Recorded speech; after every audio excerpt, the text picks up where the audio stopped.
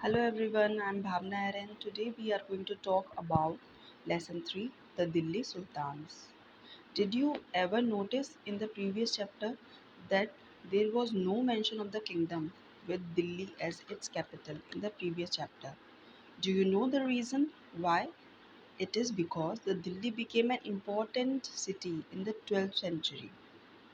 Moreover, as if you see the table 1, firstly, the Delhi became the capital of a kingdom under local rule of Rajput dynasty, that is in the hand of Tomaras Rajput, who were defeated in the middle of 12th century by the Chauhans, which are also known as Chahmanas of Ajmer.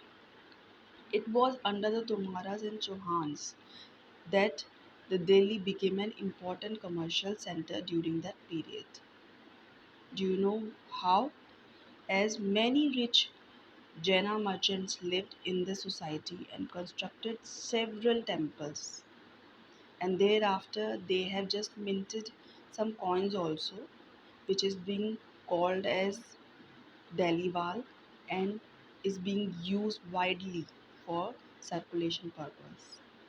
The transformation of Delhi into a capital that controlled vast areas of a subcontinent started with the foundation of the Delhi Sultanate in the beginning of the 13th century.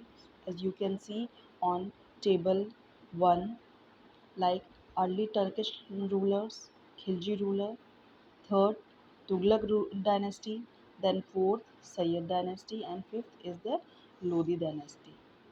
And after this dynasty, Babur's Mughal Empire starts. First, the authors of the Tawarikhs lived generally in the cities, mainly in Delhi, and hardly ever in villages. So they don't know the circumstances of the villages. Secondly, they often wrote their histories for sultans in the hope of rich rewards. So here is the drawback you can see while writing the Twarik or Tariq. Then third, the authors advised rulers on the need to preserve an ideal social order based on birthright and gender distinction. Their ideas were not shared by everybody. So here you can see the drawbacks also. Now we are going to talk about the circle of justice. Fakir-e-Mudabbir wrote in the 13th century that a king cannot survive without a soldier. Thereby, a soldier cannot live without salaries. Then salaries come from the revenue collected from the peasants.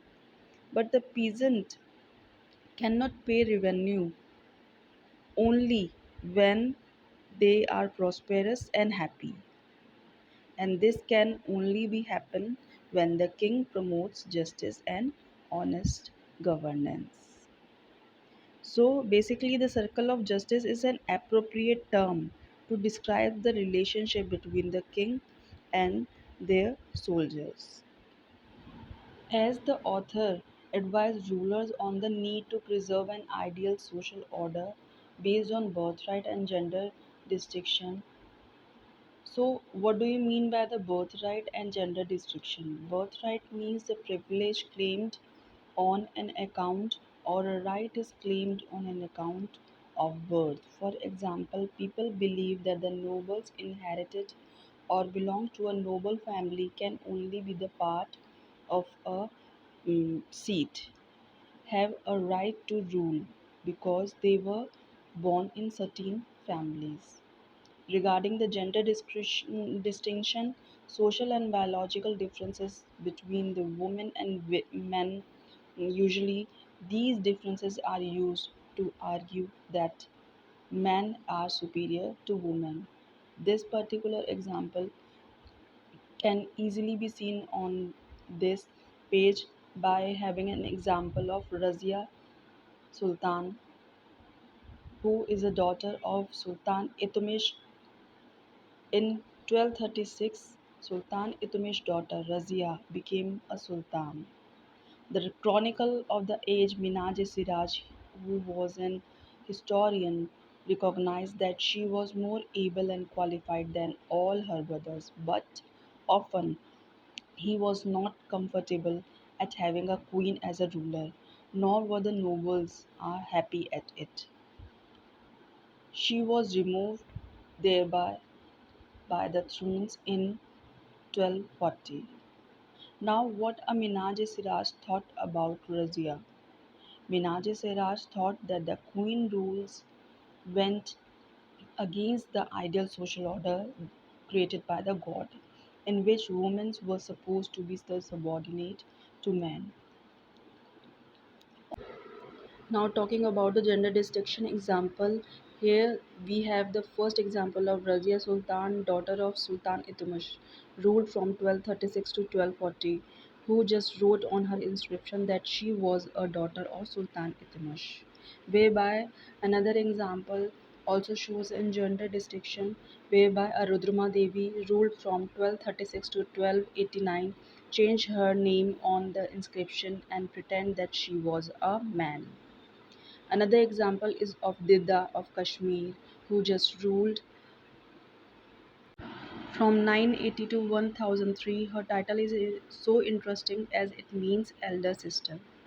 So, this is all about a part 1. Next part to be continued. Till then, just like, share, and subscribe my channel if you like my videos. Thank you.